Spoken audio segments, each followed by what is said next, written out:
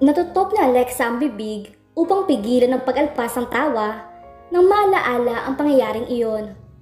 Mula nang mangyari ang insidenteng iyon sa kantin, ay lalo pang tumindi ang bangayan nila ni David. Naputo lamang iyon nang lisanin nila mag-ina ang bayan ng San Vicente. Mabigat man sa puso niya ang naging pasya ng mami niya, ngunit wala siyang magawa. Mahigit isang linggo niyang iniyakan iyon. Gusto niya magpaiwan, subalit sadyang buo na ang pasya ng mami niyang si Soledad. Sa bayang iyon siya ay pinanganak, lumaki at nagkaisip. Marami siyang magagandang alaala sa lugar na iyon. Marami siyang mga kaibigan. Mahal niya ang kanyang paaralan at mga naging guro. Alam niya na malabo na silang makabalik pa roon. Wala na silang ari-ariang babalikan doon. Tanging ang puntod na lamang ng daddy niyang naiwan at maging iyon ay hindi na siya sigurado kung magagawa pa nilang bisitahin. Sa loob ng mahabang panahon ay hindi na nga sila nagawang sumilip man lamang doon. Abala siya sa kanyang pag-aaral at pagtulong sa kanyang mami sa maliit na negosyong binuksan ito. Nakontento na lamang silang nagkapamisa sa simbahan kapag sumasapit ang karawan at death anniversary ng daddy niya. May mga dahilan kung bakit hindi rin niya makuhang dumalaw sa lugar na iyon. Bukod sa nagkaroon ng matinding alitan sa pagitan ng mami niya at ng mga kaanak nito, ay may isa pang malalim na dahilan. Dahilan hanggang maaari ay ayaw na niyang alalahanin pa. Nang maalala niya ang kanyang ina, binilang ni Alexa sa isip kung ilang buwan na nga ba silang hindi nakikita nito. Tiniis muna niyang huwag pumasyal sa tirahan ng ina dahil palagi na lang nauwi sa pagtatalo ang bawat pagkikita nila. Hindi pa rin kasi natututo mami niya sa mga kamalian nito. Hanggang ngayon ay ayaw pa rin itong paawat. Tumatangging ituwid ang buhay. Sa puntong iyon ay bumigat ang puso ng dalaga. Tama na nga. Hindi dapat masira ang mood ko. Erase! Erase! Wika ng dalaga sa kanyang sarili. Muli nag-stop over ang bus. Agad na tumayo at nag-inat si Alexa. Pumihit siya at sinilip ang lalaking nasa likuran nila. Tulog ng muli si David. Siya lang yata ang gising sa kahabaan ng biyahe. Samantala, pupungas-pungas ang katabi niyang teenager na agad niyang binigyan ng ngiti. Gumanti rin ito ng ngiti sa kanya. Bababa ka? Tanong nito. Yap, pero mamaya pa ng konti. Ikaw? Sabay na tayo? Wika ng teenager. Mauna ka na? Ang totoo ay gusto niyang sabayan si David. Gisingin kaya niya ito? Naku, malamang na pagsusungitan mo na naman ako. Sa loob-loob niya. Pakiyot na ngumiti sa kanya ang teenager. Niyaya na ito ng barkada nito na nasa unahan nila nakapwesto. Nagkakwentuhan sila ng teenager kanina sa unang stopover ng bus. Jonathan ang pangalan nito. Kasama nito sa biyahe ang mga barkada nito at nang makababa ang teenager ay muli niyang hinarap ang pag-aaral sa anyo na natutulog na kababata. Natawa siya sa ayos nito. Nakanganga na naman at mahina naghihilik. Ano bang lalaking ito? Parang isang buwang pinagkaitan ng tulog. Gising na ang katabi nitong matanda. Binigyan niya ng matamis ng ngiti ang matanda, saka ito ay nalalayang makatayo. Bababa po kayo? Magalang na tanong ni Alexa. Tumango naman ang matandang lalaki. Namanhid ang mga binti ko. Mukha ngayon pa yata ako susumpungin ng rayuma ko. Kayo lang po bang mag-isa bumiyahe? Nagising si David sa ingay na iyon. Kasabay niyon ay sinalakay na kakaibang amoy ang kanyang ilong. Dumilat ang binata at automatikong nabaling ang tingin sa katabi. Gayon na lamang ang gulat niya nang makilala kung sinong prenteng kumakain ng malutong si Charo ng baboy. Ngumiti ito, sabay alok sa kanya na kinakain ito. Gusto mo? Salubong na agad ang kilay ni David. Anong ginagawa mo rito? Bakit ka nandito? Sitaan ng binata. Ano pa? Di nakipagpalit? Pumayag naman si tatay dahil mas gusto nga raw niyang nasa tabi ng bintana. Bumalik ka na sa totoo mong pwesto. Mariing utos sa kanya ng binata. At bakit ko naman gagawin yun? At saka bakit ba sungit mo? Dahil mo pang babae may PMS. Natatawa na wika ni Alexa. Kusa ka pa nga alis dyan o Kailangan magpwersahin kitang paalisin. Lumabi ito sa kanya. Ayoko nga. Hindi mo kong pipilit na paalisin dito. Hindi kita gustong katabi. Mahinang ngunit ang gigigil ng sambit ni David. Siya na rin nakapuna sa sariling, daig pa niya nag-iisip bata. Nagsalubong na rin ang kilay ng dalaga. At bakit ba? Ikaw ba may-ari ng bus at namimili ka ng katabi? Huwag ka ng OA, David. Tinignan ni David na masamang tingin ang dalaga, ngunit halata namang hindi ito nakukuha sa ganoon. Mukhang hindi ito basta-basta nasisindak. Sa katunayan, ay kampante pa rin ito nakaupo at ngumunguya ng malutong na sitsaron. Langhap ni David ang amoy ng suka at como air condition ng bus, matindi ang salakay niyon sa kanyang ilong. Lalong kinairita iyon ng binata. Dahil sa totoo lamang, inatatakam siya. Pero noon kaniyang ipaalam iyon sa babaeng ito. Itago mo nga yung kinakain mo. Hindi ka dapat kumakain yan dito. Bawal na ba kumain ng sitsaron sa loob ng bus? Krimen ba yun sa'yo, ha? Ang baho kasi. Oh, ang weird mo, ha? Baka sarili mo na amoy mong baho? Nangaasar na ngumiti pa ang dalaga. Kung gusto mong manatili sa upuang yan, itago mo yung kinakain mo. Madilim ang utos na anyo ni David.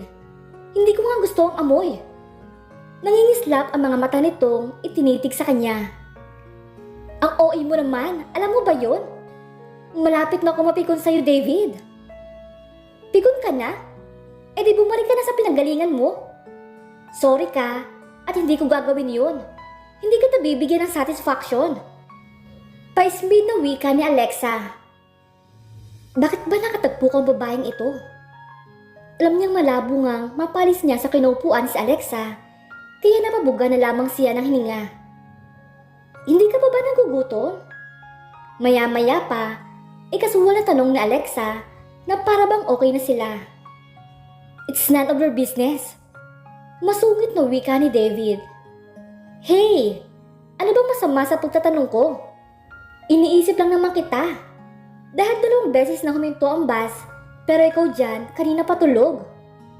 Hindi na kumibo ang binata. Kapag nagsalita kasi siya, ay lalo lang hahaba ang usapan. Kilala niya si Alexa. Ito ang taong hindi nauubusan ng sasabihin. Kung may katotohanan nga ang kasabihan tungkol sa mga nunal, tugmang-tugma sa dalaga dahil may 2 nunal ito sa gilid ng mga labi. Wala itong ka-makeup pero napakaganda ng dalaga.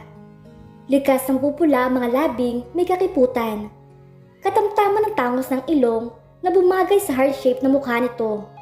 Malalantik ang mga pilik mata nito. Hindi siya aware na matagal na pala siyang nakatitig sa mukha ng dalaga. Natauhan lamang si David na magsalita ito. Meron ba akong dumi sa mukha o nagagandahan ka lang sa akin? Grabe ka naman kasi makatitig. Parang bubura na ang mukha ko. Nakangiti pa na wika ng dalaga. Nagpawala si David ng baho na tawa. Hindi ka rin mayabang, no, Miss Hernandez? Nagsasabi lamang ako ng totoo. Kainin mo na nga yung siopaw mo. Pangako, hindi kita sisingilin. Napatingin siya sa bulso sa harap niya. Naroon pa ang supot. Tiyak na malamig ng siopaw at hindi na masarap kainin yun. Dumukwang si Alexa at kinuha ang supot, saka walang anumang inilapag sa mga hita niya. Kainin mo na kasi. Dinig na dinig ko na ang pag-aalboroto ng tiyan mo. Lihim na napangiwi si David. Paano naman? Kahit siya ay naririnig niya ang ingay ng sariling tiyan. Ang talas mo ng tainga ng babaeng ito. Masama raw tumanggi sa grasya. Lumalabo ang mga mata. Dagdag pa ng dalaga. Dinampot ng binatang supot at ibinalik dito. Malamig na. Ayoko na. Kasalanan mo naman kasi. Kanina mo pa kasi dapat kinain yan. Sinasayang mo tuloy ang grasya. Titiisin ko na lamang ang gutom ko. Eh di inamin mo rin gutom ka. Ang dami mo kasing reklamo. Akin na nga yan. Kinuha nga ni Alexa ang supot sa kamay niya.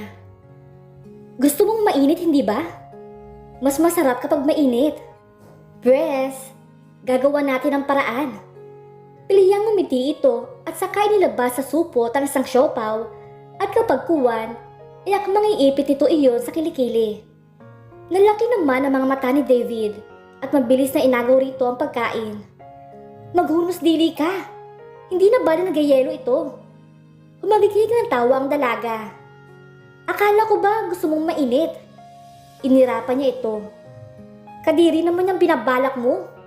Asus! Kadiri daw. Anito natatawa pa rin. Hindi ko naman gagawin yun, no? Binibiro lang kita. Pero alam mo, maarte ka. Daig mo pa ang ba? Bigla nitong pinutol ang sinasabi. Tinitigan siya ni David ng masama. Isa pa, at makakatikim ka na sa akin. Waray nakuha naman ito ang babala niya, kaya tumahimik na si Alexa. Sinimulan niya ang kainin ng siopaw. Masarap naman kahit malamig na. Bolo-bolo ang isa at yung isa naman ay asado. Saglit lamang at naubos ang binata ang pangalawang siopaw. Ngingisi-ngisi naman si Alexa habang nakatingin sa kanya. Aayaw-ayaw ka pa? Babayaran kita, kaya tigilan mong pangasar sa akin. Wika ni David na hindi pa ganap nalulunok ang laman ng bibig. Tubig, gusto mo? Asan? Nabibilao ka na siya. Kinuha na Alexa sa gilid ng backpack ang bote ng mineral water at ibinigay sa kanya. Halatang nabawasan na iyon. Nilunok niya ang natitirang laman ng bibig. Wala na bang iba? Umiling sa kanya ang dalaga. Huwag kang maarte, David. Sige na wala akong sakit kaya inumin mo na ito. Napilitan siyang kunin ang bote. Ang totoo, mas naasar siya ngayon sa kanyang sarili. He felt helpless and hopeless at ayaw niya ng ganoon. Halos masaid niya ang laman. Hindi na niya ibinalik dito ang lalagyan. Babayaran na lamang kita. Bahala ka. Kaya lang, ako naman ang uuhawin nito. Tigilan mo na kasi ang pagkain ng si Charon. Bakit ba kasi pinag-iinitan mo itong kinakain ko? Sitatuloy sa kanya ni Alexa. Ang sama kasi ng amoy ng suka. Reklamo pa sa kanya ng binata. Suka kasi iyon na may halong mga sibuyas at bawang.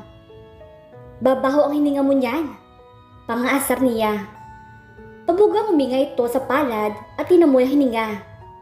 Hindi Anyway, may bubblegum naman ako. Akma magbubuka ito ng bibig nang agawin niya ang plastik ng sitsaron. Bad cholesterol ang papala mo sa pagkain ito. Give me that, David. Asik nito na nakasimangot sa kanya. Later, okay? Ibalik mo sabi sa akin yan. Gigil na saad na Alexa at pilit na inaagaw sa kanya ang plastik. Sa paggagawa nila, inatapon ang laman niyon at kumalat sa mga sarili nila. Malakas na hinampas siya ni Alexa sa mga braso. Ikaw kasi, sinayang mo ang pagkain. Kainis ka, David. Maktol nito na parang bata. Ikaw ang nakakainis. Ang ingay-ingay mo kasing kumain. Abay natural. Malutong si Charon. Noon sumungaw ang ulo ng isang binatilyo. Nag-aaway po ba kayo? Kay Alexa ito nakatingin. Ito kasing lalaki na katabi ko. Napaka-arte. Bulong na wika ni Alexa. Huwag mo kaming pakialaman dito. Madilimangan nyo na sabi ni David sa binatilyo. Sige na, Jonathan. Okay lang ako. Wika ni Alexa sa binatilyo. Pareho silang abalang nagpapagpag ng mga sarili nila. Ang mga nahulog sa lapag ay hinayaan na lamang nila. Halos kalahating oras silang hindi nag-imikan. Maya-maya pa ay ang dalaga na ang hindi nakatiis. Ano nga palang gagawin mo sa Baguio? Hindi sinagot ang binata ito at sa halip ay pinikit niya ang kanyang mga mata. Matutulog ka na naman?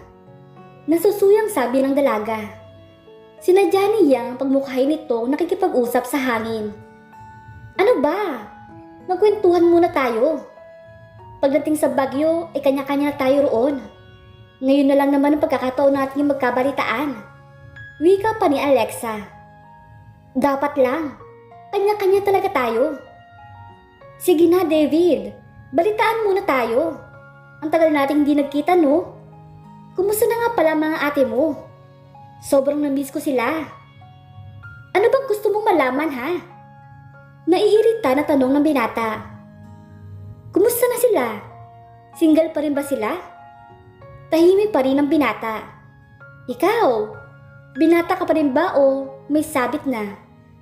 Tila may gumuhit na init sa lalamunan niya nang marinig iyon.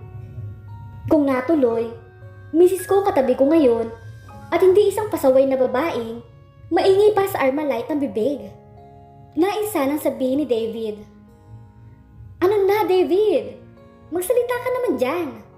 Alam ko namang gising ka pa. Nangiinis ka lamang. Hindi ka pa ba nakakahalata? Ikaw lang maingay rito. Kaya pwede ba? Tumahimik ka na lang. Obvious namang wala ako sa mood makapag-usap sa'yo.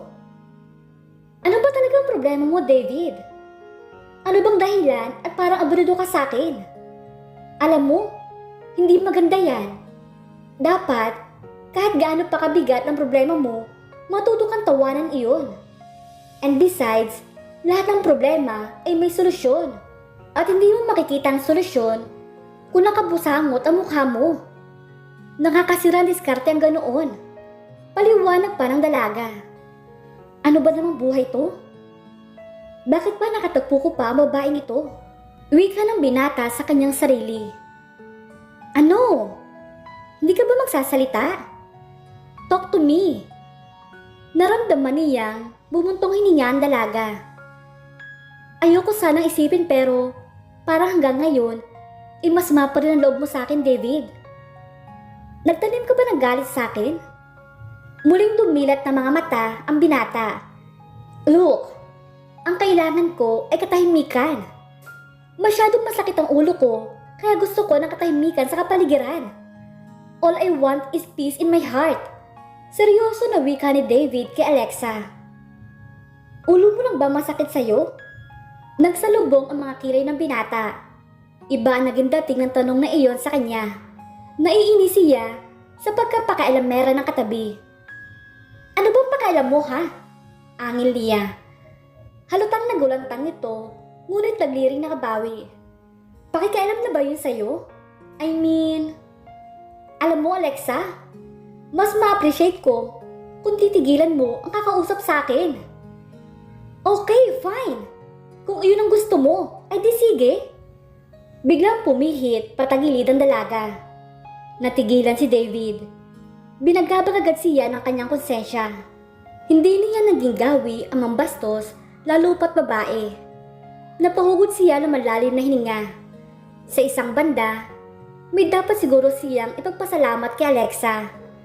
At least napatunayan niyang tao pa rin pala siya. Ang akala niya ay tuluyan ng pinamanhid ng matinding kabiguan sa pag-ibig ang buong pagkatao niya. Nararamdaman pa rin pala niya ang nararamdaman ng isang normal na tao. Ang maasar, mairita at makonsensya. Paano kaya babaguhin ni Alexa ang buhay ni David? At dito na po nagtatapos ang ikalawang kabanata ng ating kwento. Maraming salamat po.